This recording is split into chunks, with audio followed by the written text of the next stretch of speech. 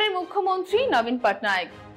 ষষ্ঠবার তার দল যদি আবার জিততো উড়িষ্যায়, তাহলে তিনি ষষ্ঠবারের মুখ্যমন্ত্রী হয়ে দেশে নতুন রেকর্ড তৈরি করতেন। তবে সেই রেকর্ড তৈরি করা হলো না নবীন পটনায়কের। দেশের জনপ্রিয় মুখ্যমন্ত্রীগুলির মধ্যে একটি নাম বা সেই তালিকায় নাম ছিল নবীন পটনায়কের, কিন্তু তা সত্ত্বেও শেষ রক্ষা হলো না। একক সংখ্যাগরিষ্ঠতা তৈরি করে দেশের নতুন রাজ্য অর্থাৎ উড়িষ্যা রাজ্যে নতুন সরকার গঠন করছে বিজেপি। সেই দিক থেকে দেখতে গেলে সম্পূর্ণভাবে বিধানসভা এবং লোকসভা নির্বাচনে সম্পূর্ণভাবে ধুয়ে মুছে গেল নবীন পটনায়কের বিজু জনতা দল। কিন্তু কি কারণে নবীন পটনায়কের দলের এই পতন? নবীন যুগের পতন হলো কিভাবে উড়িষ্যায়, যেখানে পার্শ্ববর্তী দেশে কিন্তু তার রাজ্যগুলিতে তার উন্নয়নের জন্য খ্যাতি লাভ করেছিল নবীন পটনায়ক। আপনাদের জানিয়ে রেখেছে উড়িষ্যাতে লোকসভা নির্বাচনের পাশাপাশি বিধানসভা নির্বাচন ছিল এবং সেই দুই নির্বাচনে সম্পূর্ণভাবে ধুয়ে মুছে গেল নবীন পটনায়কের বিজু জনতা দল। উড়িষ্যার প্রথমে যদি নজর রাখি, বিধানসভায় 147টি আসনের মধ্যে 78টি আসনে পেয়েছিল বিজেপি এবং সেখানে সংখ্যাগরিষ্ঠতা ভাবে পেয়ে তারা সরকার গঠন করছে। অন্যদিকে 51টি আসন পেয়েছিল বিজু জনতা দল, 14টি আসন পেয়েছে কংগ্রেস, তারপরে 3টি আসন পেয়েছে নির্দল এবং 1টি আসন পেয়েছে সিপিএম। এবং যদি লোকসভা নির্বাচনের দিকে নজর রাখি, তাহলে 21টি আসনের মধ্যে সম্পূর্ণ 20টি আসন পেয়েছে কিন্তু বিজেপি এবং 1টি আসন পেয়েছে কংগ্রেস। অর্থাৎ বলতে পারেন যে লোকসভা নির্বাচন এবং বিধানসভায় সম্পূর্ণভাবে ধুয়ে মুছে গেল নবীন পটনায়কের বিজু জনতা দল। কোন রকম কোনো অস্তিত্বই থাকলো না এই দলের আর উড়িষ্যার। বলতে গেলে সম্পূর্ণভাবে নতুন করে সরকার গঠন করছে, আধিপত্য জমিয়েছে বিজেপি, যেমনটা বিধানসভাতে ঠিক তেমনটাই লোকসভাতেও। কিন্তু কি কারণে তার দলের এই পতন, সেটা আপনাদের জানাবো বিস্তারিত। প্রথমত, দীর্ঘদিন ধরে মুখ্যমন্ত্রী আসনে ছিলেন নবীন পটনায়ক এবং দীর্ঘদিন মসনদে থাকলে একটি প্রতিষ্ঠান বিরোধী হাওয়া ঠিক তৈরি হয়। তবে নবীন পটনায়কের ক্ষেত্রে দেখতে গেলে সেরকম কোনো হাওয়া কিন্তু জোরালো হয়েছিল না। তবে বিশ্লেষকদের মতে এটা মনে করা হয় যে নবীন পটনায়কের যে সংগঠন ছিলেন সেই সংগঠন কিছুটা হলেও দুর্বল হয়ে উঠেছিল। অন্যদিকে ক্ষমতা বৃদ্ধি পাচ্ছিল, অর্থাৎ ক্ষমতায় দাঁড়িয়ে উঠছিল বিজেপি। কিন্তু নবীন পটনায়ক বিজেপির এই সংগঠন বৃদ্ধিকে তেমন একটা গুরুত্ব দেননি বলে অনেকেই মনে করছেন তার দলের ভেতর থেকে, যেটা তার দলের পতনের ক্ষেত্রে অনেকটাই দায়ী বলে তারা মনে করছেন।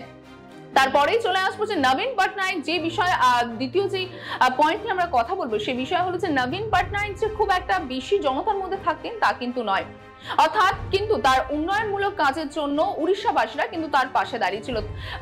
সুতরাং বলতে পারি যে সরকার চালানোর ক্ষেত্রে কিন্তু অনেকটাই আমলা নির্ভর হয়ে উঠেছিলেন নবীন পটনায়ক। ঠিক বলতে গেলে নির্দিষ্টভাবে একজন তামিল আমলা ভিকে পান্ডিয়ানের ওপর খুব বেশি নির্ভরশীল হয়ে উঠেছিলেন নবীন পটনায়ক, যা উড়িষ্যাবাসীরা কিন্তু ঠিকভাবে নেননি। অর্থাৎ উড়িষ্যাবাসীর কাছে কিন্তু সেই বিষয়টি নিয়ে ভুল বার্তা পৌঁছেছিল এবং লোকসভা নির্বাচন এবং বিধানসভা নির্বাচনে বারবার প্রচারের সময় বিজেপি কিন্তু বারবারই এই নবীন পটনায়কের কথা তারা তুলে ধরে, নবীন পটনায়কের সঙ্গে যে রয়েছেন ভিকে পান্ডিয়ান, সেই ভিকে পান্ডিয়ানের ঘনিষ্ঠতা কিন্তু তারা বারবার তুলে ধরেছিল এবং ফলাফলে আমরা বুঝতে পারি যে উড়িষ্যার বাসী সেই ঘনিষ্ঠতাকে ভালোভাবে নেননি। কারণ ফলাফলে আমরা দেখতে পেরেছি যে লোকসভা নির্বাচন এবং বিধানসভায় কিন্তু তারা বিজেপিকে জয়ী করেছিলেন। তবে তার পাশাপাশি আমরা আরেকটি বিষয় যেটি গুরুত্বপূর্ণ সেটি হলেন উত্তরসূরি। অর্থাৎ নবীন পটনায়কের অনেক বয়স হয়েছে এবং তিনি শারীরিকভাবে অসুস্থ আছেন। তবে নবীন পটনায়কের পরে কে উত্তরসূরি হবে তা নিয়ে দলের সংগঠনের মধ্যে যেমন কানাঘুষা চলছিল, ঠিক তেমনি উড়িষ্যাবাসীদের মধ্যেও কৌতূহল ছিল। এবং ঠিক এই সময় ভিকে পান্ডিয়ানের সঙ্গে নবীন পটনায়কের এই ঘনিষ্ঠতা উড়িষ্যাবাসীর কাছে, যেমন আপনাদের জানালাম যে ভুল বার্তা পৌঁছেছিল, যে বিষয়টি বুঝতে নবীন পটনায়কের অনেক সময় লেগে যায়। কিন্তু যখন তিনি বুঝে বা যখন তিনি নিজের জানান বক্তব্যে যে ভিকে পান্ডিয়ান তার উত্তরসূরি হচ্ছে না, ততদিনে অনেকটাই দেরি হয়ে গেছে।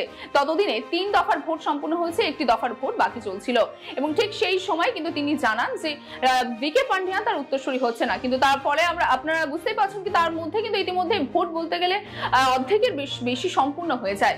তো মানুষ যে নবীন পটনায়কের ঘনিষ্ঠতা ভিকে পান্ডিয়ানের সঙ্গে ভালোভাবে দেখছিল না, ভালো চোখে দেখছিল না, তা আপনারা বুঝতেই পারছেন। এবং তার জন্য কিন্তু একটি নবীন পটনায়কের এই বিজু জনতা দল নিচে নামার বা ভেঙে পড়ার পিছনে কিন্তু এই কারণটি উল্লেখযোগ্য। অর্থাৎ মূলত নবীন পটনায়ক যতটা তিনি 25 বছর যদিও তিনি শাসন করছিলেন, কিন্তু তার উত্তরসূরি না থাকার জন্য মানুষের মধ্যে প্রশ্ন ছিল এবং তামিল আমলাকে তারা মেনে নিতে পারছিলেন না তাদের পরবর্তী রাজ্যের মুখ্যমন্ত্রী হিসাবে। এবং এই বিষয় নিয়ে কিন্তু বিজেপি বারবার তারা প্রচারও করেছিল এবং সেই বিষয়ে তাদের প্রচার কিন্তু সফল হয়েছে, কারণ লোকসভা নির্বাচন এবং বিধানসভা নির্বাচনের দুটিতেই কিন্তু বিজেপি ভালো ফলাফল করেছে। তবে এখন দেখার বিষয় যে এই ফলাফলের পরে বিজেপি কিভাবে সরকার চালাচ্ছে। এবং তার পাশাপাশি আপনাদেরকে এটাও জানিয়ে রাখি যে তামিল আমলা ভিকে পান্ডিয়ান ইতিমধ্যেই কিন্তু রবিবার একটি প্রেস কনফারেন্সের মাধ্যমে তিনি জানিয়েছেন তিনি সক্রিয় রাজনীতি থেকে সরে যাচ্ছেন। অর্থাৎ তিনি এই কথা জানান যে তিনি নবীন পটনায়েককে রাজনীতিতে সহযোগিতার জন্য তিনি সক্রিয় রাজনীতিতে এসেছিলেন এবং এখন যেহেতু তার সরকার নেই তার জন্য তিনি সেই সক্রিয় রাজনীতি থেকে বেরিয়ে যাচ্ছেন। এবং তার পাশাপাশি তিনি যে বিজু জনতা দল রয়েছে সেই দলের সাধারণ যারা কর্মী রয়েছে সেই সমস্ত মানুষের কাছেও তিনি ক্ষমা প্রাপ্ত। কারণ অনেকেই মনে করছেন যে ভিকে পান্ডিয়ান এই বিজু জনতা দলের উড়িষ্যায় হারার একটি অন্যতম কারণ।